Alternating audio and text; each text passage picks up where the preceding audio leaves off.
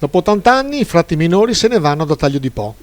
È stato padre Mario Favretto, primo ministro della nuova provincia del Nord Italia dei frati minori, a comunicarlo al vescovo e il paese, dopo un primo momento, sta cercando di reagire con una raccolta di firme per fermare l'uscita dei frati.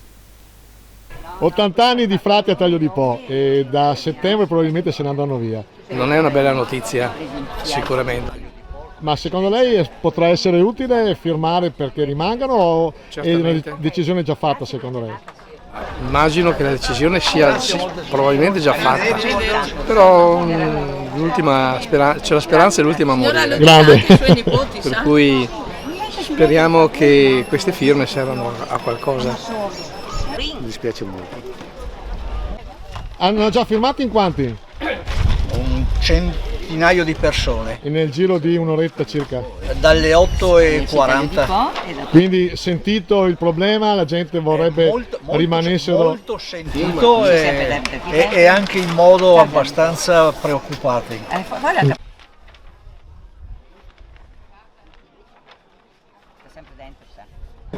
Penso che fa male andare via perché sta tutti benchi. Come se ne vanno? Perché va via? Non è giusto chi resta qua con noi altri, anche perché non dà nessun disturbo e dà solo aiuto, specialmente i ragazzi giovani.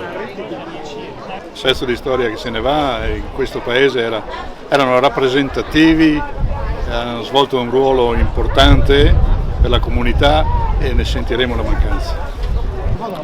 Sicuramente adesso stiamo ponendo in atto una serie di azioni anche col comitato spontaneo per vedere di sensibilizzare i vertici della provincia dei frati minori sulla necessità di mantenere questa importante realtà Taglio di Po che quest'anno, se non sbaglio il 26 maggio, festeggia gli 80 anni. Ma secondo lei sarà sufficiente fare questa raccolta di firme? Oltre alla raccolta delle firme ci sono anche una serie di altre azioni, l'importante è far sentire la propria voce, la propria necessità nei modi e nei tempi dovuti, insomma.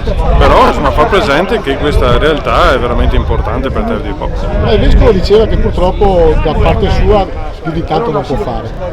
Ma come sindaco in questi 7 anni, questi lunghi 7 anni, ho imparato che mai niente è scontato, quindi chiedere non è una cosa così impattante da non fare, anche perché penso ci sia anche dall'altra parte la volontà di riuscire a capire e di ascoltare le nostre esigenze.